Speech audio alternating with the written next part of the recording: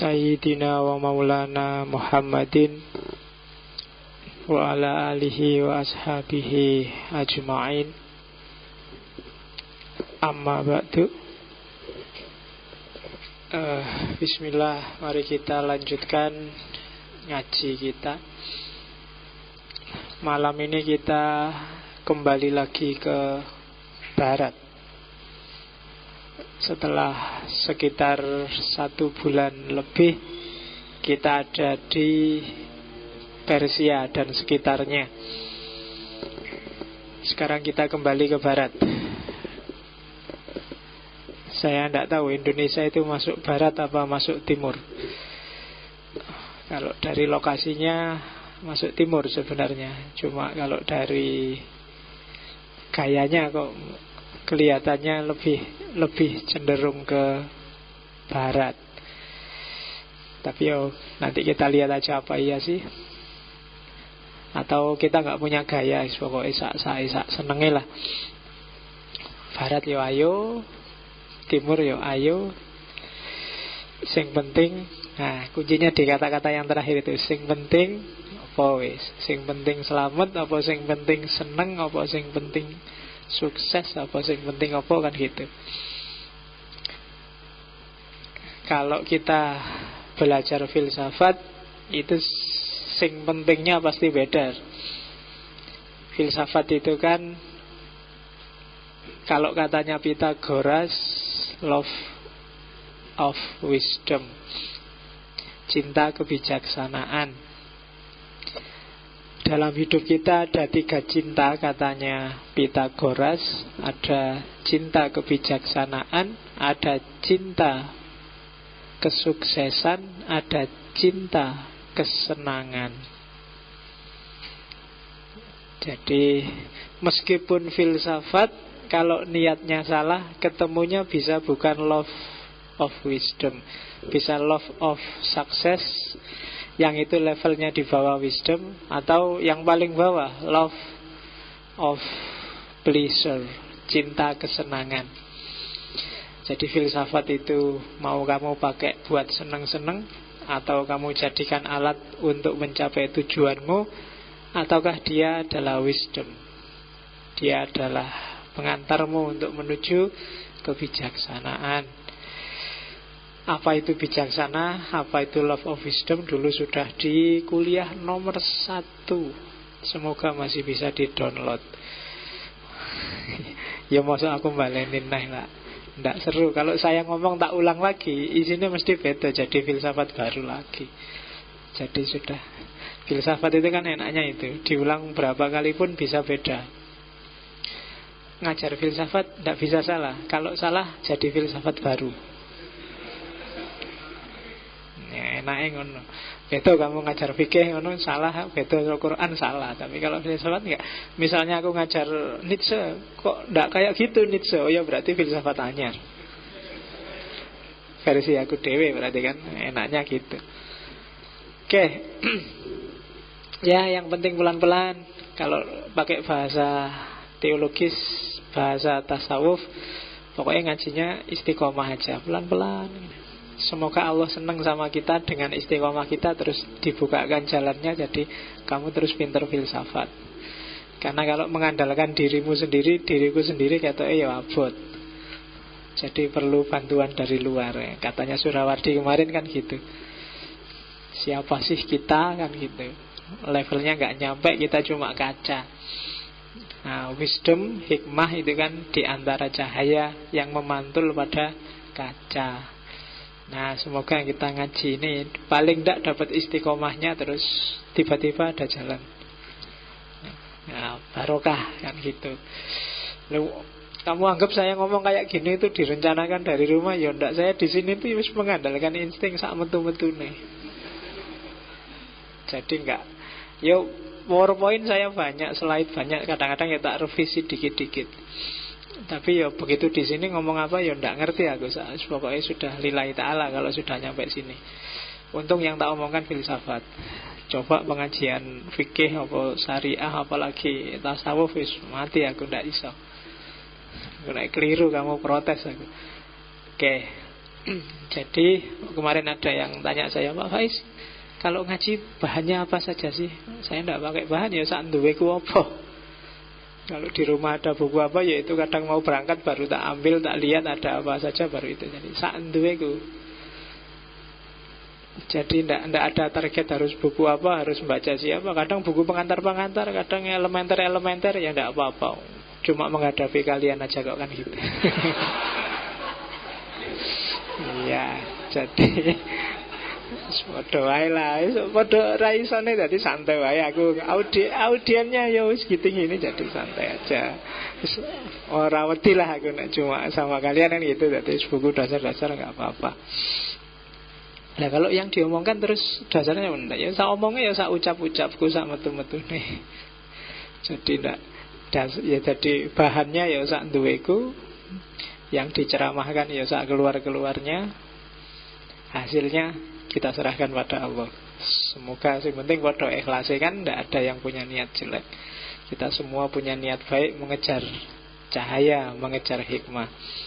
Termasuk yang di barat. Malam ini kita nyampe postmodern. Postmodernisme, modernisme, eksistensialisme, fenomenologi, itu kan termasuk di antara cahaya-cahaya. Kenapa kok dibukakan oleh Allah bagi orang-orang barat, tidak dibukakan di kita? Ya mungkin ada pertimbangannya sendiri. Jadi mungkin mereka yang lebih siap untuk menerima hikmah yang namanya postmodernisme. Sementara kita ya mungkin secara mental, intelektual belum siap. Mungkin. Jadi kita takdirnya hari ini masih jadi follower. Jadi bukan trendsetter. Barat yang masih trendsetter. Kita apa-apakan selalu kiblatnya ke sana.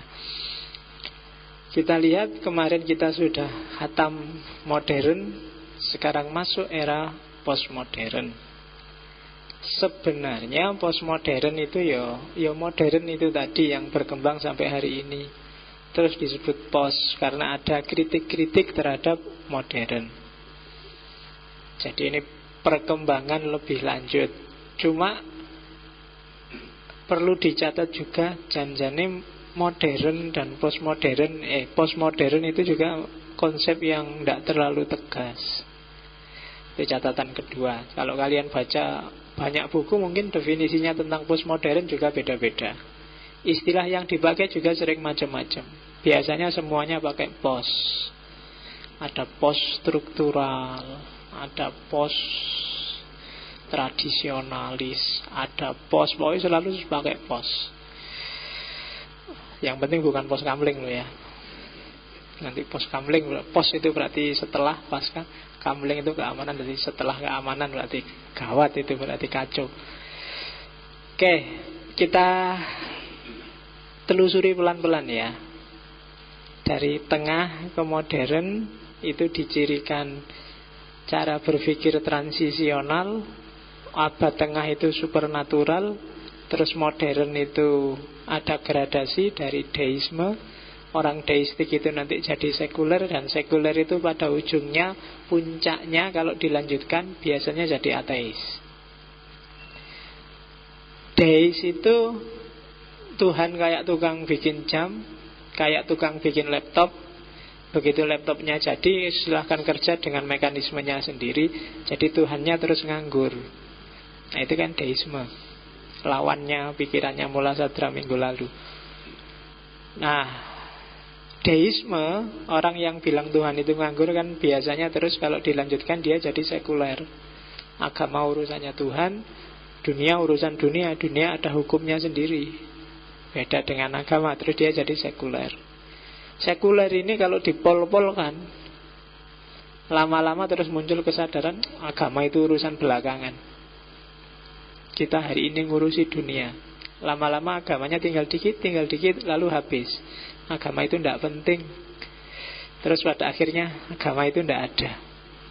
Bikinan kita sendiri. Jadilah ateis. Itu gradasinya orang modern. Jadi diawali abad tengah yang supernatural, apa-apa cara berpikirnya serba metafisik. Begitu kenal sains, kenal bahwa alam ini ada mekanisme terus jatuh pada deistik.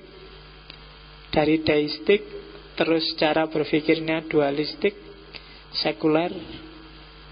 Dan karena peradaban ilmiah yang diidolakan, lama-lama dunia yang terbagi dua itu, dunia spiritual agamanya tersisih, lama-lama tersingkir, jatuhlah pada ateis. Agama dianggap ganggu aja, agama dianggap ngerecokin aja. Gara-gara ada agama kita nggak jadi berjuang, katanya agama jadi candu. BBM dinaikkan kok disuruh tawakal kembali pada Allah. Lo ini kan jadi candu, kamu nggak jadi demo akhirnya. Nah, itu kan kalau di Marx seperti itu contohnya agama yang membuat kita terlena. Wong nilainya E kok tawakal, Pak, takdirnya E, mau gimana lagi? Sudah tertulis di Lauhil Mahfudz bahwa saya nilainya E, Pak, jadi tidak usah dikomplain lah. Nah, cara berpikir semacam itu yang bikin agama lama-lama tersisihkan. Kalau katanya Nietzsche, agama bikin orang punya mentalitas Buddha. Mentalitas Buddha itu yo apa-apa nunggu perintah, nggak kreatif. Kalau disuruh jadi pimpinan nggak bisa. Bisanya jadi anak buah. Anak buah pun sakarepe dhewe. Ya kan? Jadi pimpinan nggak bisa, jadi rakyat bikin susah. Wah, itu berat itu. Kayak Indonesia hari ini kan gitu. Oke, kalau lagi rapat, usul paling menggubu-gubu tapi tidak kayak pimpinan tidak mau, tidak bisa saya mau. Itu banyak yang kayak gitu. Nah, itu nanti lama-lama orang jadi krisis kepercayaan pada agama. Kayak di barat. Hari ini kan orang mulai banyak curiga dan tidak suka dengan agama. Agama itu teroris, agama itu fundamentalis, agama itu ngerusak.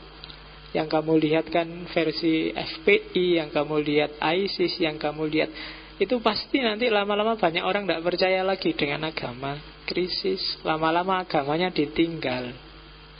Oh, kita harus hati-hati dengan gradasi pemikiran model ini. Orang barat sudah ngalami itu.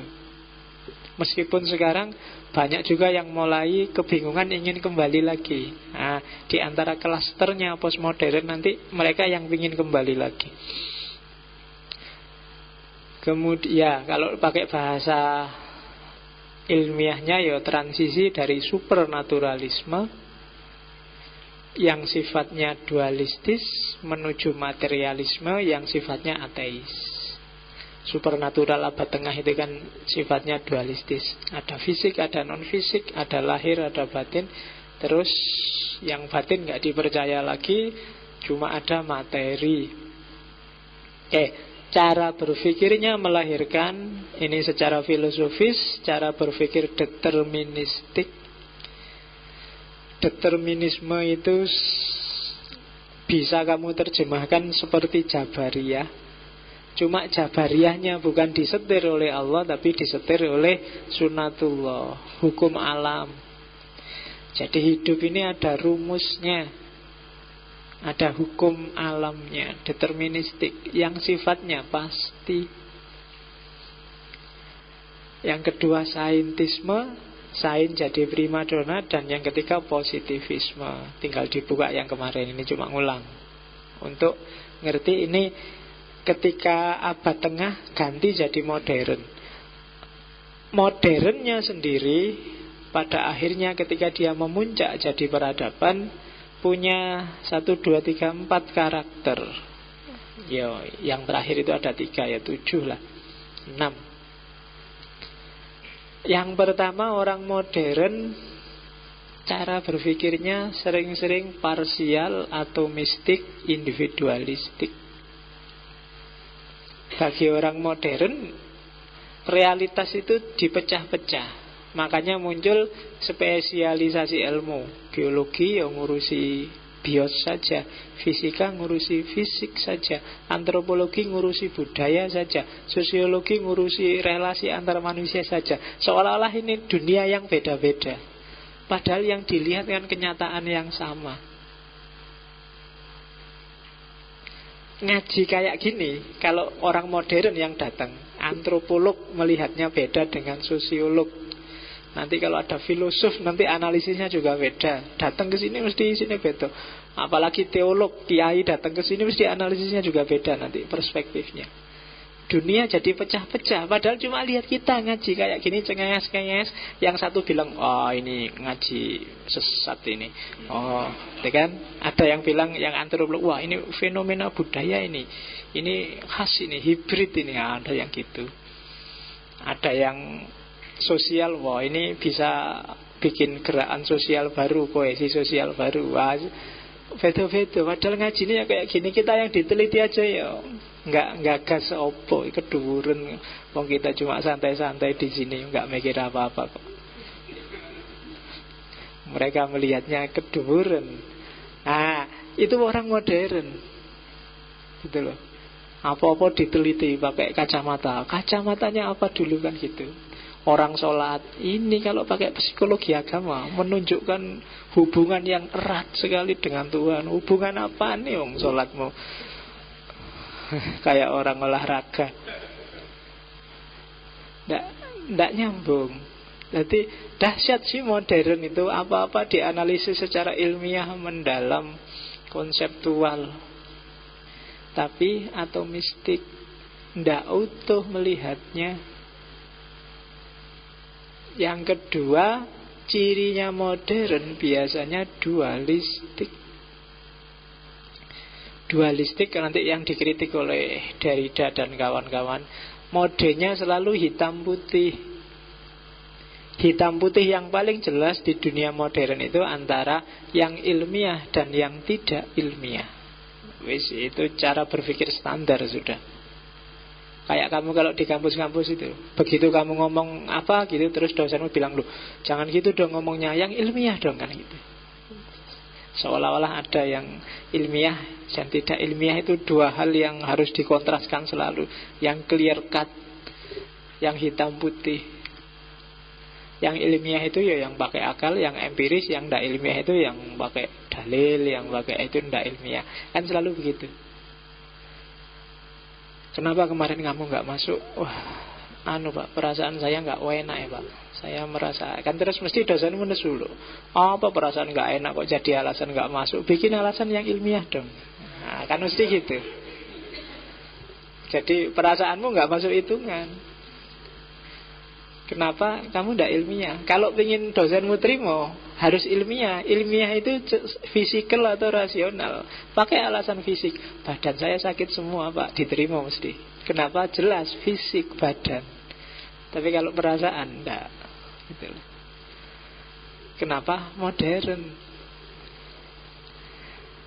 Kalau kamu izin bikin surat, kan alasannya kan harus tegas. Tegas itu maksudnya ya yang fisikal tadi bisa dijangkau oleh panca indera. Saya mau pamit Pak besok. Kenapa? Ada acara keluarga Pak. Dosenmu terima wis. Entah sama keluarganya siapa, pokoknya ada acara. Harus fisik, kan selalu gitu.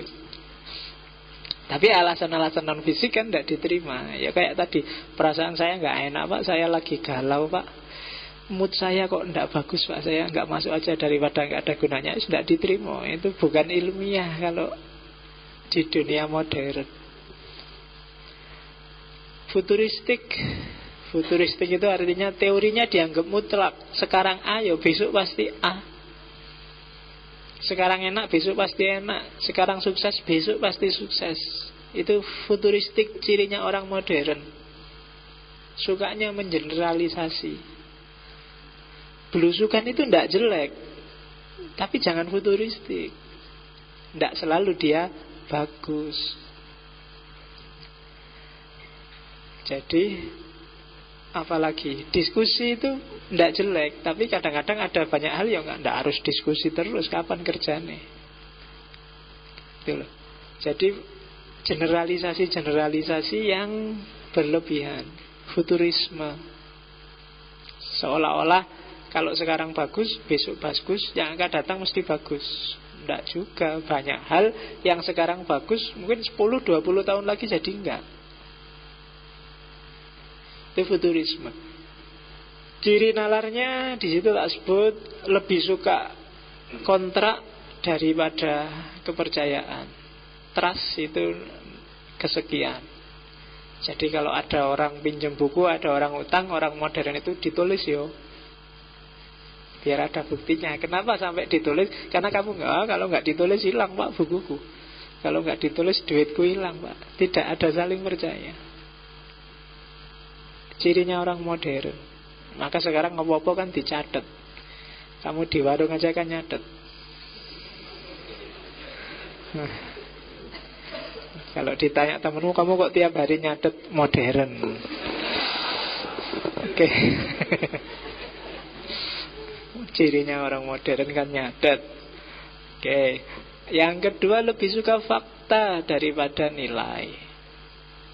Jadi lebih suka lihat faktanya daripada makna-makna yang ditempelkan orang pada fakta.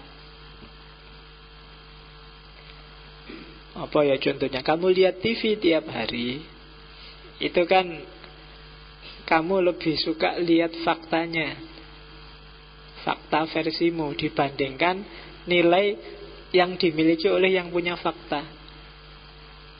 Kamu lihat Ahok, yang suka Ahok, ya dianggapnya Ahok bagus, faktanya dia bagus kok. Yang tidak suka, dia bilang Ahok jelek, faktanya dia jelek kok. Kenapa? Karena fakta itu selalu parsial. Orientalis waktu lihat Islam, dia mengandalkan fakta. Cuma jangan keliru, orang nyari fakta itu selalu kompleks. Selalu hanya yang terjangkau oleh dia atau yang dipilih oleh dia. Waktu Barat belajar Timur, yang namanya orientalisme itu kan dipilihi untuk kepentingan imperialisme, kolonialisme. Mungkin nggak selalu yang jelek-jelek, tapi beberapa yang bagus, yang penting, yang diambil tapi untuk kepentingan imperialisme. Begitu Sunan Goro-Goronya masuk Aceh, nyamar jadi orang Islam, kan dilihat, oh orang Aceh ini patuh kalau pada kiainya, maka satu-satunya jalan untuk menguasai mereka ya peganglah patron-patronnya para kiai. Itu kan lihat fakta, dipilih yang itu. Ada juga yang lihat yang jelek-jelek. Begitu baca Nabi Muhammad, dilihat fakta-faktanya, bukan nilainya. Dilihat bahwa oh Nabi ini istrinya 9. Enak aja ya, umatnya dibatasi 4, dia 9. Nabi nikah sama anak kecil lagi, Aisyah itu umur 9 tahun, Nabi umur 50 tahun lebih. Tega-teganya. Karena faktanya kayak gitu dipilih. Nabi juga pernah bantai orang Yahudi, dipilih-pilih yang jelek-jelek. Kenapa? Karena mereka hanya percaya pada fakta. Dan fakta itu multifaceted, multidimensi. Tergantung kamu milih yang mana, lihat yang apa. Kamu tiap hari hanya ketemu aku waktu mungkin ngaji filsafat atau lagi ngajar di kampus. Jadi kata, wah ini ahli filsafat ini, pinter gitu dok pikiranmu. Kamu gak ngerti aku kalau di rumah, gak ngerti aku kalau lagi nongkrong, gak ngerti aku kalau lagi jalan-jalan. Ngertimu lagi gini dok. Jadi begitu ketemu aku, bayanganmu, wah ahli filsafat nih, mesti gitu. Kamu hanya lihat fakta aku sekarang, nggak lihat fakta yang lain. Itu yang terjadi dengan orang modern. Yang ketiga, lebih suka objektivitas. Jadi menganggap ilmu itu sifatnya objektif, nggak ada hubungannya dengan subjek. 1 tambah 1 2. Itu apakah kamu sedang sakit, sedang marah, sedang punya kepentingan apa, ya tetap 1 tambah 1 2. Jadi lihat semua ilmu seperti itu dianggapnya. Sosiologi kah, antropologi kah, psikologi kah, dianggapnya eksak. Semua yang sifatnya objektif. Itu nalarnya orang modern. Oke, nah itu tadi yang modern. Harusnya saya nggak jelaskan jelek-jeleknya, tapi harus tak mulai dari jeleknya sejak awal, karena akhirnya harus dikritik. Bagus-bagusnya modern kan sudah kemarin di Karl Marx, di Freud, itu kalian sudah ngerti lah. Kalau suka modern ya kembali lagi ke era modern, nggak apa-apa. Yang bagus-bagusnya tetap banyak.